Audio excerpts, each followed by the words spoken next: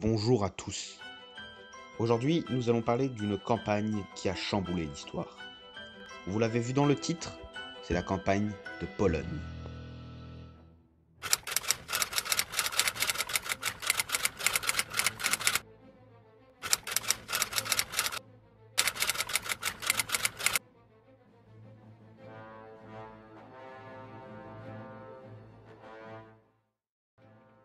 Nous savons tous que la Pologne s'était faite écraser, mais nous savons rarement exactement pourquoi. À part le prétexte de supériorité allemande, nous n'en savons pas grand-chose. Nous allons donc aujourd'hui expliquer comment et pourquoi l'armée polonaise a été écrasée par l'Allemagne, et le tout en seulement 4 semaines. La question est simple. Pourquoi la Pologne a-t-elle perdu la bataille? Est-ce par un manque de quelque chose dans son armée? Ou bien car l'armée allemande était parfaitement préparée? C'est ce que nous allons nous demander aujourd'hui. Juste avant de commencer, je vous signale que vous pourrez répondre au sondage ci-dessus. Regardons à présent comment sont constituées les deux armées. D'un côté, l'armée allemande. Les Allemands alignent à peu près 55 divisions, 2750 chars, 9000 canons et 2315 avions. Nous sentons ici toute la préparation et la modernité de l'armée allemande qui se prépare depuis 5 ans. Face à de l'autre côté une armée polonaise qui, elle, aligne une quarantaine de divisions et 880 chars.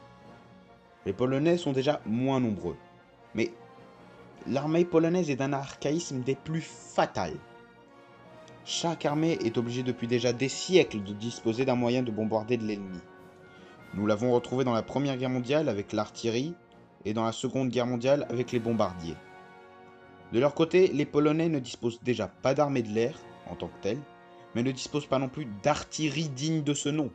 Il n'y a pas d'unité d'artillerie et les canons sont répartis dans de petits régiments qui accompagnent l'infanterie, mais absolument rien de sérieux. Comme on a pu le retrouver dans la Grande Guerre où l'artillerie était à l'arrière et formait ses propres unités. Le dernier des avantages des divisions polonaises, c'est qu'elles sont très peu mobiles. Le 1er septembre 1939, l'invasion commence. Débute alors la bataille des frontières, qui dure à peu près 5 jours. Et j'avoue avoir été assez surpris que cet épisode de la campagne s'appelle ainsi, car en moins de 24 heures, les Allemands sont déjà engouffrés dans le pays à pleine vitesse. Car les Polonais sont attaqués, oui, par une force supérieure en nombre, mais surtout disposant de nombreux chars très mobiles, les Panzer 1 et 2. Face à cela, les Polonais peuvent tout de même riposter. Ils disposent de quelques chars qui peuvent rivaliser les Panzer. Ce sont les 7 TP. Le seul problème est qu'ils sont à l'arrière, et que pour les amener en renfort, il faudra du temps. La Luftwaffe, de son côté, a bombardé déjà plusieurs villes et a coupé à plusieurs reprises les communications. Et à la fin de la journée du 1er septembre, les Allemands sont déjà bien partis pour la victoire. L'attaque s'est parfaitement déroulée, les communications des Polonais sont coupées à plusieurs reprises, les Allemands se sont déjà enfoncés dans les terres, désorganisant la ligne de front, ce qui va perturber le ravitaillement des troupes. Malgré toutes ces mauvaises nouvelles, le commandement polonais tient bon. Il lui reste en effet plusieurs atouts qui peuvent lui servir. Déjà, les chars 7 TP sont partis rejoindre le front pour stopper les Panzers. De nombreux points stratégiques tiennent bon, comme Danzig, qui peut permettre au Royaume-Uni de ravitailler la Pologne.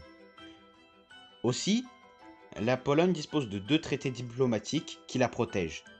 La convention Gamelin-Kasprzycki.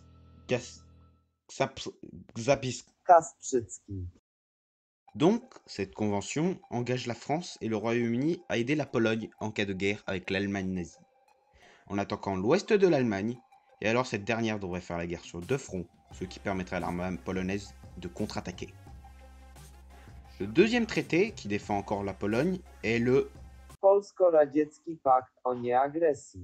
Pacte de non-agression soviéto-polonais, et permet à l'armée polonaise de laisser la frontière est du pays à découvert pour pouvoir tout envoyer contre l'Allemagne.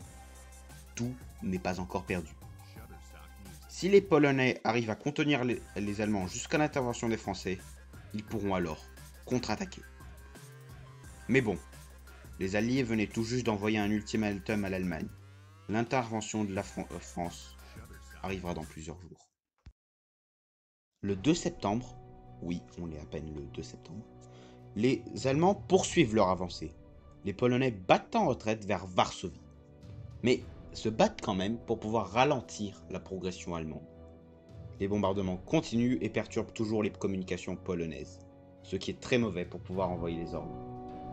Ils ne peuvent pas riposter dans les airs, par manque cruel d'avions, et ne peuvent désorganiser d'aucune manière que ce soit l'avance allemande et pouvoir gagner du temps, car ils ne disposent ni d'aviation, ni d'artillerie. De plus, les 7 TP qui doivent arriver sont coincés dans les routes par les masses de réfugiés polonais qui fuient les escadrons de la mort nazis. Le 5 septembre, après la fin de la bataille des frontières, les forces allemandes ont donc bien avancé. Les 7 TP arrivent enfin, et la retraite polonaise a permis à l'état-major de tracer une nouvelle ligne de front. Pour pouvoir se réorganiser ainsi que de nouveau recevoir des ordres et du ravitaillement de manière cohérente, les unités polonaises reçoivent l'ordre de Rydzmigli de se retrancher derrière la ville Tulle sur une ligne Grüstlatz-Poznan. Częstochowa.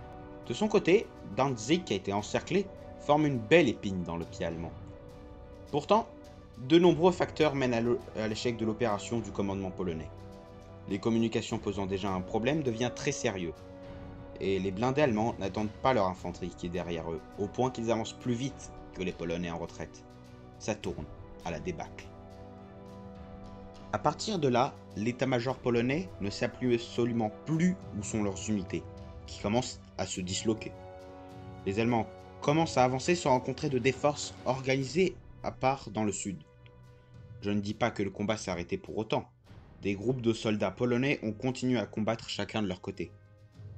Le généralissime polonais organise ses réserves pour une défense de Varsovie. Pour en revenir au sud, les défenses polonaises sont percées. Les forces blindées allemandes avancent. Rydzmigli trouve une dernière solution pour stopper l'avance. Contre-attaquer avec les blindés dans le sud et permettre à de nombreux renforts d'atteindre Varsovie.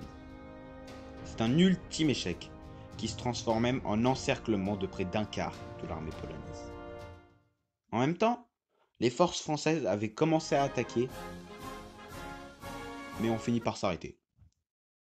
Les munitions et ravitaillements commencent à manquer, et les garnisons en manquant se rendent ou fuient vers la Roumanie et la Hongrie. Tout ceci est déjà désespéré, alors que la bataille a commencé il y a seulement 2 semaines. Les Polonais sont déjà en train de perdre leur capitale, qui, selon les plans français, aurait dû être atteinte par les Allemands au bout de plusieurs mois.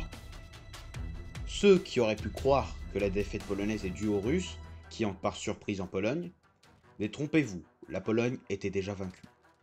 En comparant ça à une partie d'échecs, ce serait un peu le début de ces échecs, avec le roi polonais tentant de fuir vers un ultime échec et mat. L'entrée soviétique le 17 septembre n'est rien d'autre que le coup de grâce qui permet d'achever plus tôt la campagne de Pologne. Le 28 septembre, au terme de combats dans la ville qui ont duré plusieurs jours, Varsovie tombe. 8 jours plus tard, les dernières poches de résistance abandonnent. C'est un désastre sur toute la ligne. Et bien maintenant, après toute cette histoire, voici les 3 éléments qui ont mené à la défaite totale de la Pologne à retenir.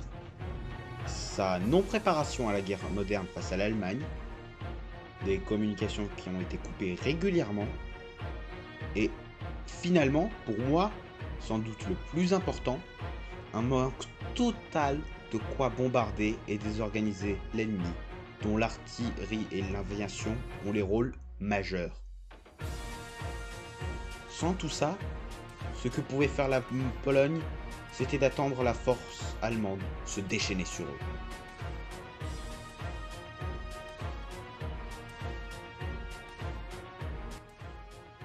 J'espère que la vidéo t'a plu. Si oui, n'hésite pas à en parler autour de toi, à liker, t'abonner ou commenter. Et nous, on se dit à dans 2 semaines, le dimanche 12 juillet, toujours à 18 h.